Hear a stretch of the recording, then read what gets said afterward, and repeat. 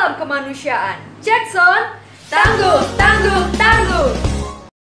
Ya, kita kembali lagi di Reskes Mbak Ina. Nah, jadi kita udah ngobrol-ngobrol tentang ya pengalaman organisasi Mbak Ina, terus cerita-cerita banyak hal tentang ya pecinta alam, FPTI dan banyak hal lain. Sekarang kita mau bahas tentang lebih ke bencana sih Mbak. Oh ya. Kalau bencana itu kan macam-macam, teknik penyelamatannya juga macam-macam. Kalau tadi Mbak Ina sempat nyinggung tentang panjat tebing, pasti kan nggak jauh-jauh dari yang namanya vertical rescue. Nah kalau boleh tahu Mbak, vertical rescue tuh sebenarnya kayak gimana sih? Mbak Ina juga pernah belajar atau gimana sih? Atau beda sebenarnya sama panjat tebing biasanya?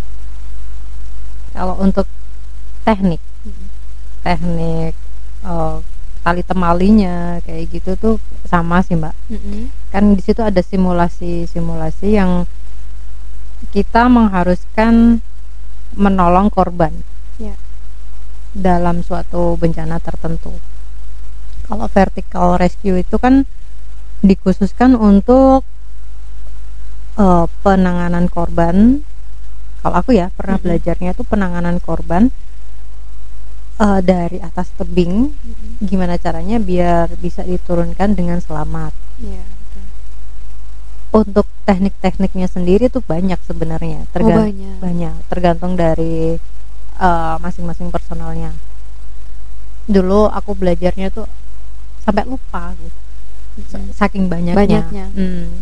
Pokoknya di situ intinya kita harus mengamankan korban dari atas tebing ke bawah itu dengan selamat, tanpa ada cedera atau yang namanya korban kan udah sakit kan ya. Dari bawah tuh udah lemes lah ya. Jadi kita harus benar-benar bisa mensafetykan diri kita sendiri sama si korban sampai bawah dengan selamat. Apalagi kalau wanita ya Mbak, biasanya tuh panik. Bener. Kalau vertical rescue kita juga dituntut buat nggak panik juga nggak sih? Iya, itu bawa korban, tapi harus bawa diri kita sendiri. Iya, kalau panik ada lah Mbak yang bikin kita panik itu, entah kita lupa pakai pengaman, entah kita di situ ngeblank. Ngeblank gitu, itu yang paling sering tuh ngeblank gitu. Jadi di situ kita harus punya partner biasanya. Oh, jadi nggak sendirian? Enggak.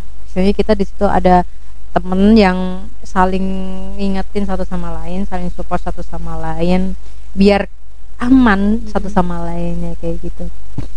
Terus Mbak, aku mau tanya nih, menurut Mbak Ina, sebenarnya perempuan sendiri tuh bisa berperan penting nggak sih dalam penanggulangan bencana? Kalau dari sisi Mbak Ina sendiri ya, sebagai perempuan yang punya keberanian yang luar biasa, maksudnya rasa takutnya itu berhasil dikalahkan gitu loh. Nah, menurut Mbak Ina gimana? Untuk penanggulangan bencana tuh cewek malah jadi peran pentingnya tuh ada loh Mbak. Kayak kita bencana banjir dan lain sebagainya, banyak ya bencana gitu. Di beberapa bencana gitu kan banyak tuh peran-peran cewek di dapur. Oh iya. Itu yang peran utama kan di situ. Di lain itu, di sisi lain juga ada tuh peran perempuan, terutama perempuan sebagai istri ya. Oh iya, benar. Pas waktu bencana ada lewat gitu, sebagai perannya ayah, si ayah ini nyelamatin anak-anak dan lain sebagainya. Si ibu ini nih yang juga punya peran penting ya di punya dalamnya. Peran penting juga di situ, juga nyelamatin. Kan ada tuh kayak kita ada dokumen-dokumen yang mesti kita selamatin kan. Harus dimasukkan ke tas siaga bencana. Biasanya tuh kan yang primpen yang itu kan cewek. Iya kan. Perempuan tuh lebih teliti, lebih perhatian terhadap hal-hal kecil kayak gitu ya. Jadi kadang si bapak itu lebih mentingin, bukan semuanya tuh penting sebenarnya. Pentingin anak-anak yang harus dibawa dulu. Si ibu ini biasanya kalau dia nggak panik loh ya, dia masih bisa berpikir mentingin hal-hal yang kedua, penting yang kedua itu dokumen-dokumen, terus baju, perlengkapan, snack, kedepannya ya. Ini memang kerjasama antara, sebenarnya nggak bisa sendiri-sendiri ya dalam hal penanggulangan bencana. Sebenarnya seperti itu. Semuanya harus kerjasama. Tapi tuh kadang emang cewek itu dipandangnya lemah, harus dilindungi, harus diayomi. Ya bener sih, emang harus dilindungi sama diayomi. Cuma untuk tahun-tahun semakin berkembang kayak gini, Mbak, cewek tuh mungkin bisa setara sama cowok. Kesetaraan derajat lah istilahnya ya. Di semua bidang. Dulu tuh kan kayak cewek nggak boleh gini, nggak boleh gitu. Ya. Tapi kalau sekarang mah bisa kayaknya, semuanya bisa. Contoh kecil aja, Mbak. Saya ada di BPBD ini. Nah, dulu tahun-tahun sebelumnya juga nggak ada kan cewek-cewek yang di BPBD. Paling staff kan. BPBD kan identik sama penanggulangan bencana yang di situ harus kuat-kuat fisiknya. Betul. Sedangkan BPBD sendiri harus punya kantor. Betul. Kantornya itu kan juga butuh cewek-cewek yang teliti, primpen. Betul. Dulu untuk administrasi ya. Awal masuk kantor ini, ya Allah, apakah benar ini kantor? Karena kan nggak ada sentuhan-sentuhan perempuan di dalamnya, Mbak. Kalau perempuan kan pasti lebih tertata, lebih rapi kan, kayak gitu-gitu. Tuh beda ya. Jadi lebih hidup ketika ada perempuan, ada yang lebih seger gitu kan. Iya benar. Nah, iya, itu memang sebenarnya peran perempuan ini penting dalam berbagai hal dalam hal penanggulangan bencana. Jadi bukan hanya kita dijadikan objek yang harus ditolong, hanya jadi korban yang dianggapnya itu sebagai hanya bisa jadi korban, tapi sebenarnya kita juga bisa jadi subjek. Betul. Yang kita juga perannya tuh penting gitu loh dalam hal penanggulangan bencana. Kita harus saling mengisi aja sesama. Dan pastinya kalau kita dibekali dengan pengetahuan yang cukup tentang kebencanaan, benar-benar kita juga bisa nggak sih, Mbak? Ya kan, Mbak? Dari awal tuh emang seharusnya untuk wilayah-wilayah tertentu yang mungkin sering ada bencana gitu ya, warga-warganya itu lebih banyak dikasih kayak yaitu edukasi pemberitahuan jikalau ada bencana seharusnya yang pihak cowok seperti gimana, yang pihak cewek seperti gimana, biar saling support sama lain, agar ya yang namanya bencana kan kita nggak tahu ya, nggak tahu kapan datangnya. Benar. Iya, nggak tahu. Semuanya serba tiba-tiba. Iya, jadi ya bisa nggak bisa sebagai seorang perempuan dan laki-laki kita saling melengkapi biar gimana bisa saling safety-nya gitu aja sebenarnya. Terus Mbak, kalau ada nggak pengalaman tersendiri gitu, misalnya menolong korban atau mungkin pada saat latihan terus terjadi kecelakaan gitu-gitu, ada nggak sih? Kalau nolong korban secara real itu belum sih, Mbak. Cuma tuh pernah kejadian ya pas waktu latihan di masih zamannya Mapala dulu, latihan rappling. Kalian pernah rappling? Tahu. Rappling yang itu tali itu. Yang pakai tali dari atas turun ke bawah. Itu kan dulu cewek-cewek itu kan kebanyakan ada yang pakai hijab, ada yang enggak ya. Yang enggak itu biasanya rambutnya kan panjang, kayak aku kan panjang kan, nggak dikucir, dari atas turun ke bawah, nggak ada yang bilangin rambutnya harus dikucir dan sebagainya, dari tengah-tengah nyangkut itu rambut. Serius? Kayak gini, nyangkut di sini gini. Astaga. Iya. Tapi aman kan, Mbak? Itu lucu, menakutkan, menegangkan. Iyalah, harus di ketinggian. Harus gimana, dan posisinya di situ kan nggak ada di lokasi. Tahu-taunya korban udah dikasih tahu sama di posisi itu. Terus kan teman-teman udah cerita, Mbak tadi itu gini. Lah terus gimana? Korbannya gimana? Sing rappling itu gimana? Udah ditanganin sama Mas Jamal, tapi rambutnya dipotong. Jadi akhirnya dibarengi rappling 2 orang. Ya itu semacam vertical rescue juga yang tanpa disengaja. Wah, ya sih, kalau misalnya tetap dia bertahan situ kan, ya namanya perempuan bisa capek, terus apa malah tambah rambut ditambah nyangkut. Rambutnya nyangkut, terus tangannya dia tuh juga nahan badannya. Soalnya kalau nggak ditahan kan turun, rambutnya bisa merodol itu. Aduh, dibayangin kan? Bayangin, sakit lah pasti. Iya. Jadi dia tuh selama di tengah nahan badannya biar tetap stuck di situ sambil nunggu mas-masnya yang nolongin dia baru diinjek. Rambutnya dipotong ya, kalau nggak dipotong nggak bisa. Jadi harus ke tengah-tengah, masnya itu yang nolong, rambutnya dipotong, posisinya dia dijadiin satu sama posisinya si masnya yang nolong itu. Jadi ini gitu. Terus si masnya itu turun bareng-bareng sama dia. Ya sedikit shock sih. Iya sih, aku juga dengarnya aja shock sebagai perempuan. Rambut ya kan sebenarnya sepele, dari awal nggak ada yang ngingetin buat ngikat rambut dan rambutnya panjang. Aduh, sedih banget pasti udah sakit. Sedih, campur aduk itu perasaan wanita. Aku belum pernah langsung eksekusi yang kayak seperti itu. Cuma lihat aja tuh kayak iya ya, bener. Memang ya, makanya jadi perempuan tuh memang perlu banyak belajar ya kalau buat hal-hal kayak gitu. Sebenarnya kalau dalam hal-hal detail mungkin kita itu lebih apa ya? Lebih paham, lebih teliti. Tapi kalau nggak diingetin juga, ya kita bisa nggak tahu karena memang ya itu kekurangannya perempuan, teledor. Kita tuh juga seringnya pakai perasaan gitu loh, Mbak. Dikasih tahu, kadang kita mikirnya nggak gitu, soalnya kita kasihan kayak gimana. Nah, kita pakai logika kayak gini. Nah, gitu. Cowok selalu bilang harus pakai logika dong, harus pakai logika. Nah, itu kita nggak bisa pakai itu. Kita nomor satu ini dulu. Iya. Baru kedua ini kan. Iya, benar. Ya itu juga sih sebenarnya yang menyebabkan perempuan kadang dipandang sebelah mata kan sama laki-laki, Mbak. Padahal peran perempuan ini dimanapun dibutuhkan. Benar.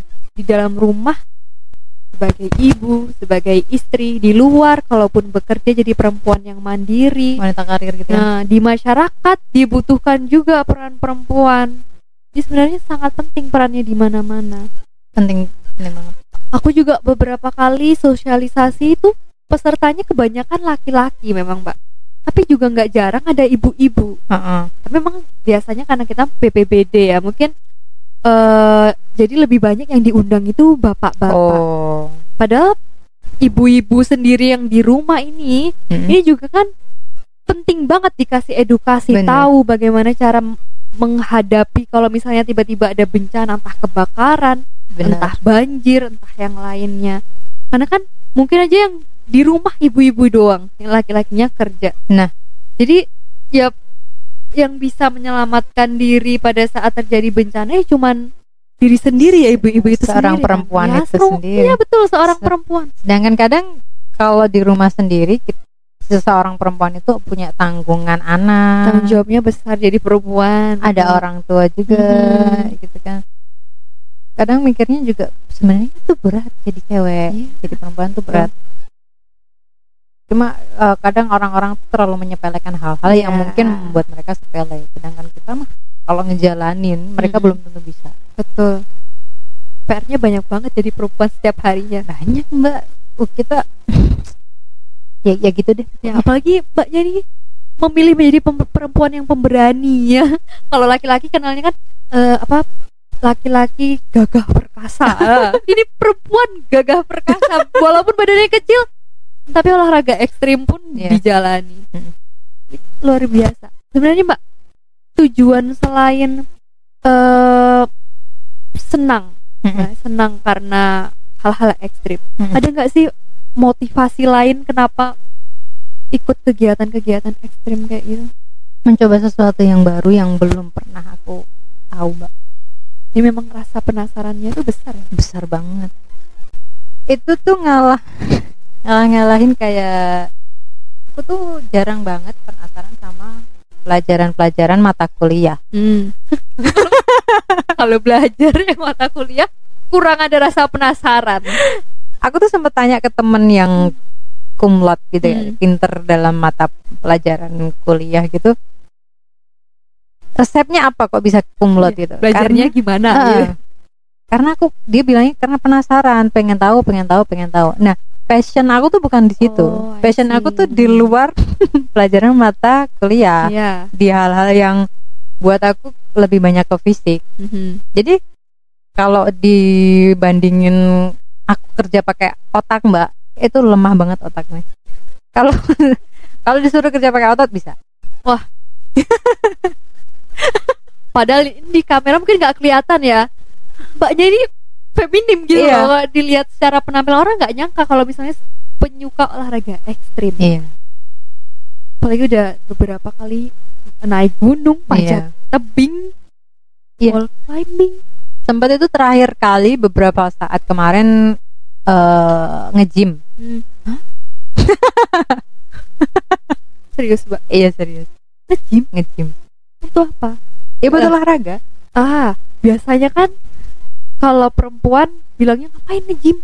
Itu perempuan berotot gitu kan.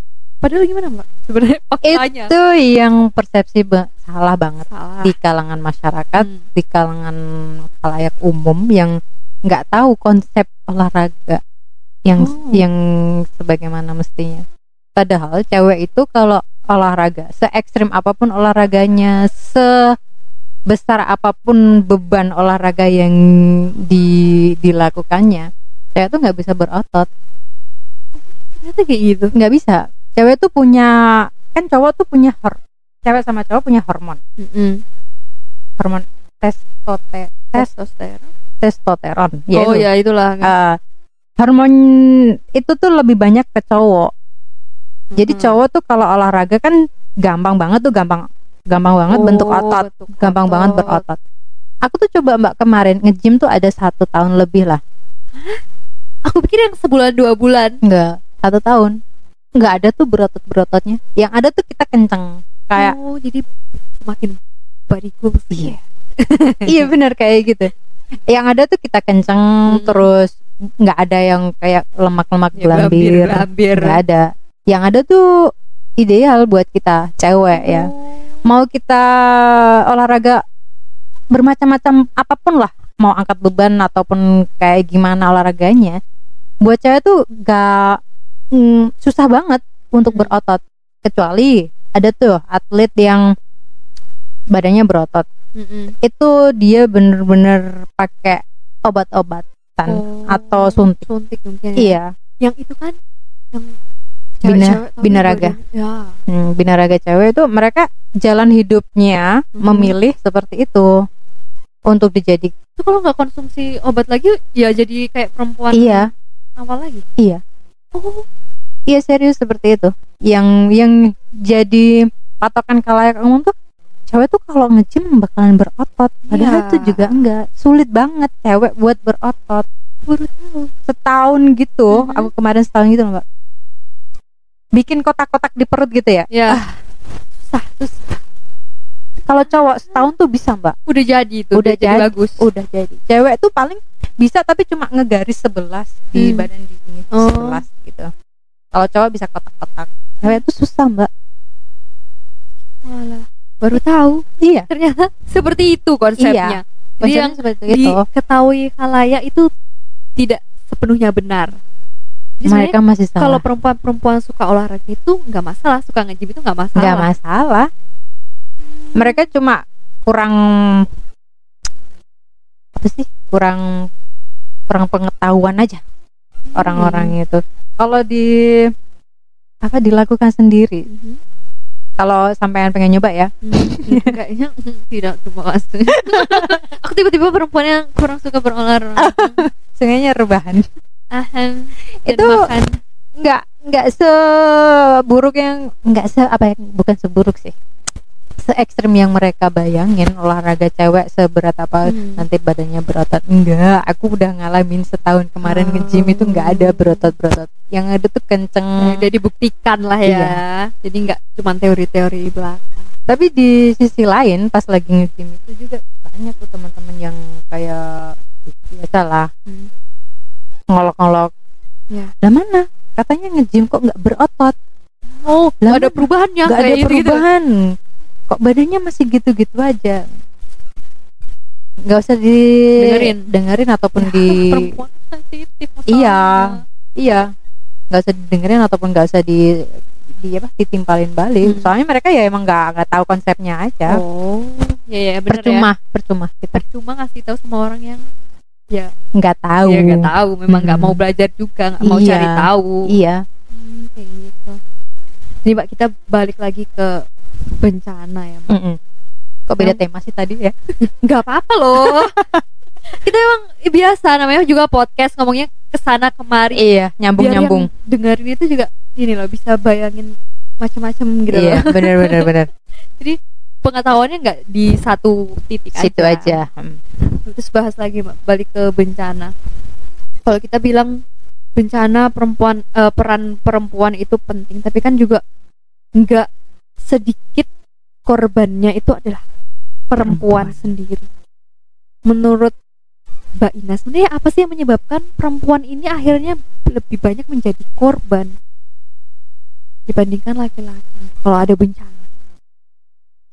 Kalau menurut aku ya, aku memposisikan diri sebagai korban yang dijadikan korban. Kita udah korban nih, aku udah korban nih. Aku nggak pengen dijadiin korban di bencana ini. Aku pengennya membantu korban lain. Tapi mungkin sama petugas-petugas tertentu menjadikan aku sebagai korban. Mungkin ada beberapa faktor yang mereka lihat dari aku. Yang pertama, fisikku mungkin kurang memadai, kelihatan lemah gitu kan. Yang kedua mungkin dari segi pengetahuan. Oh iya, dirasa belum cukup. Apalagi tentang bencana-bencana, cara penyelamatan diri dan lain sebagainya. Di situ mungkin mereka ngiranya ya udahlah, kamu di sini nggak bisa ngapa-ngapain, ya udah bantu apa-apa. Iya, ya udah kamu ikut orang-orang aja di penampungan, ngikut peraturan aja, ngikut di sana korban-korban yang lain. Terus mungkin ada beberapa faktor yang mungkin ya udah pasrah aja, aku udah korban di sini, mau ngapain? Mau move on kayak gimana juga ya udahlah, pasrah. Mungkin faktor-faktor kalau aku jadi korban memposisikan diri itu seperti itu. Jadi memang sebenarnya kalau misalnya kita dikasih kesempatan pun gak pingin ditempatkan di posisi sebagai dipandang sebelah mata, hanya sebagai korban. Padahal kalaupun kita dikasih kesempatan bisa bantu, dikasih edukasi, pengetahuan sebelumnya sedari awal jauh-jauh hari kan, kita pasti lebih siap kan ya Mbak, kalau misalnya ada apa-apa, dan nggak ngerepotin banget lah, nggak begitu nyusahin banget lah sebenarnya. Tapi aku lihat kalau di televisi ya, kejadian-kejadian orang tua, ibu khususnya yang punya anak-anak kecil itu justru menjadi penguat, kayak pahlawan bagi anaknya sendiri gitu. Di saat anaknya itu menghadapi bencana, pasti traumatiknya besar. Tapi ibu-ibu di sana yang juga awalnya itu korban justru menjadi penyelamat bagi anaknya sendiri. Karena si ibu ini mikirnya untuk masa depan si anak juga Mbak. Dia mikirnya aku udah hancur nih, anakku nggak boleh sehancur aku. Aku harus bisa membangkitkan lagi anakku, keluargaku biar bisa nggak memikirkan bencana ini aja, tapi juga harus memikirkan langkah berikutnya seperti apa. Kan banyak tuh yang dulu ada bencana di Aceh gitu kan Mbak, terus sekarang jadi pengusaha. Ada kan berita-berita terakhir gitu, mereka bisa move on-nya sampai sejauh itu. Berarti kan peran perempuan di situ besar banget. Karena memang sentuhan perempuan itu beda gitu loh sama yang lainnya, sama laki-laki. Maksudnya kalau perempuan kan lebih dari hati ke hati. Bener. Kalau laki-laki kan lebih pakai logika. Iya. Sedangkan ya mungkin anak-anak tuh lebih ngenanya pakai hati. Mungkin pendekatannya, cara pemulihan dari rasa traumatiknya dan lain sebagainya. Kadang tuh cewek sama cowok ngomong ke seorang anak dengan kalimat yang sama ya, tapi nadanya beda. Itu penangkapan seorang anak tuh beda loh Mbak. Ya calon ibu banget ini. Udah mulai belajar ya Pak ya. Karena beda konotasi, terus beda caranya gitu. seseorang itu kan lebih seneng kalau denger orang lain ngomong itu ditatap matanya, terus diarahin yang benar gitu kan. Beda kalau sama cowok, pokoknya ngomong-ngomong seadanya. Kadang nih kalau bapak-bapak di rumah diajak ngomong papa lah, ya itu. Kalau ibu kan pasti iya nak, Iya, kayak gitu kan. Sebenarnya hal-hal sepele yang menurut kita biasa aja, tapi ternyata untuk di beberapa orang itu, kalau perempuan yang mengutarakan itu beda, penerimaannya ya lebih berpengaruh gitu ya. Iya. Jadi sebenarnya ya itu tadi ya, emang peran perempuan ini luar biasa. Kayak kalau mau dibedah satu-satu ini nggak habis-habis ini. Nggak habis-habis. Makanya buat para laki-laki di luar sana yang sering nyakitin hati perempuan. Tapi kalau sekarang banyak kok cewek yang nyakitin cowok. Oh. Kita enggak loh Pak. Jangan kita enggak termasuk. Dikira audiensnya kita kita enggak ya. Kita enggak. Kita perempuan baik-baik. Iya. Nyakit-nyakitin. Iya. Tapi juga enggak disakitin ya. Nggak mau dong. Alhamdulillahnya. Kita kan nggak mau nyakitin. Kita nggak mau nyakitin cowok karena gimana sih bahasanya? Aku nggak mau disakitin cowok karena si cowok pun juga nggak bakalan mungkin nyakitin kita. Iya. Jadi kalau kita nggak mau disakitin, jangan pernah nyakitin orang lain. Iya betul. Itu ya kuncinya dalam kehidupan sebenarnya. Seperti itu. Kalau nggak mau disakitin, udah jangan nyakitin. Betul. Nah Mbak, mau tanya lagi nih, bahas yang tadi tentang FPTI. Iya. Jadi udah bencana, balik lagi ke FPTI. Iya. Kalau boleh tahu kolaborasi FPTI ini udah sampai ke siapa aja, sampai mana aja sih? Kalau dari awal berdirinya 2011 FPTI. Oh, berdiri 2011. Aku gabungnya 2014 gitu Mbak ya. Masih awal. Masih awal itu kerjasamanya masih sama Mapala. Terus sama apa itu BPBD, sama PMI dalam kegiatan-kegiatan sosial seperti penanaman kembali bibit-bibit itu ya. Iya, berapa ribu pohon lah, iya, berapa pohon kayak gitu. Terus di PMI itu kita pernah ada donor darah juga, kegiatan kemanusiaan. Iya. Terus sama ya ada banyak sih sebenarnya kalau pas lagi ada bencana gitu, dari beberapa anggota FPTI juga ikut jadi relawan gitu ya. Jadi sebenarnya kalau dipikir anggota FPTI ini aktif-aktif dalam berbagai hal ya. Iya, soalnya bidang kemanusiaan. Iya, soalnya anggota kita pun juga dari berbagai organisasi.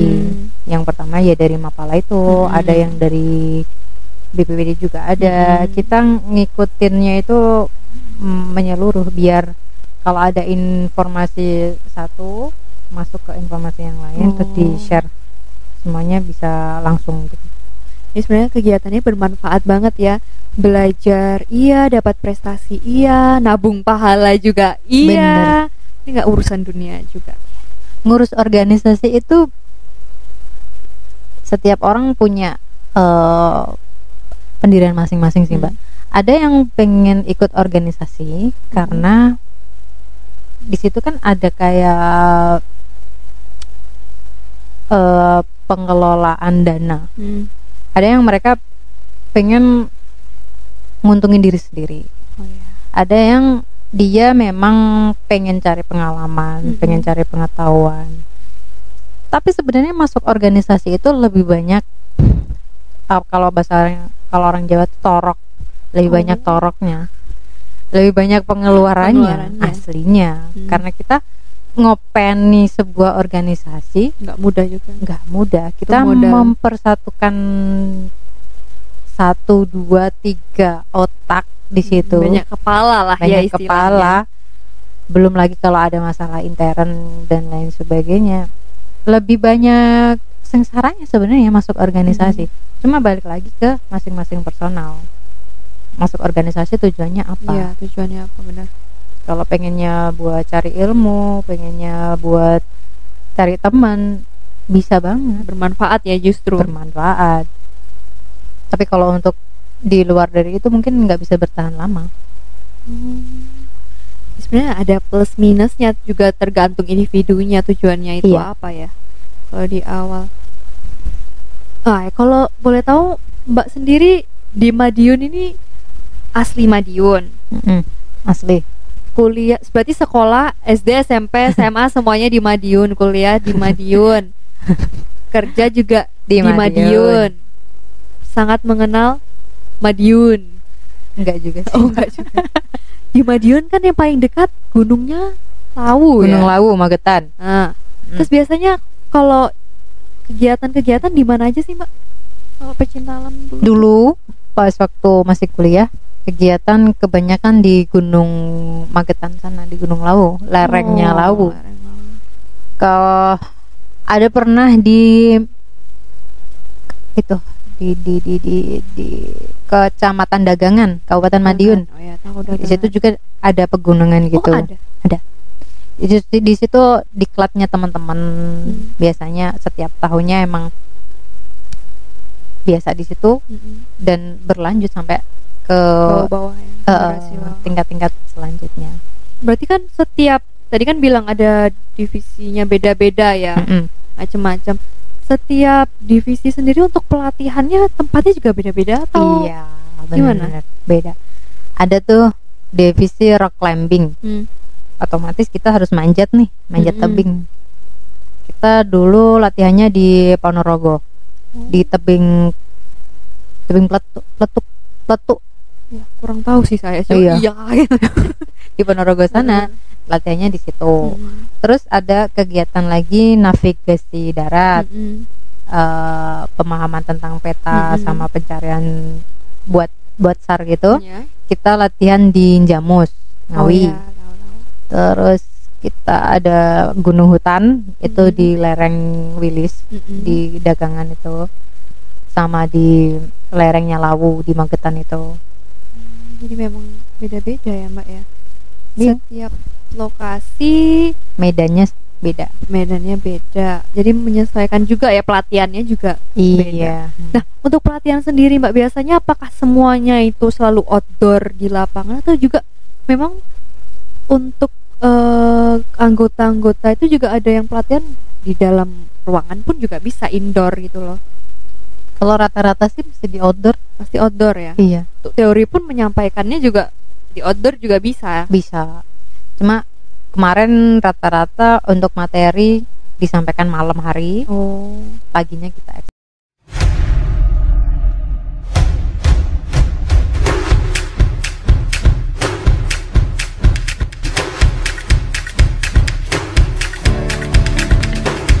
Jampi Sehat Jeng Marni.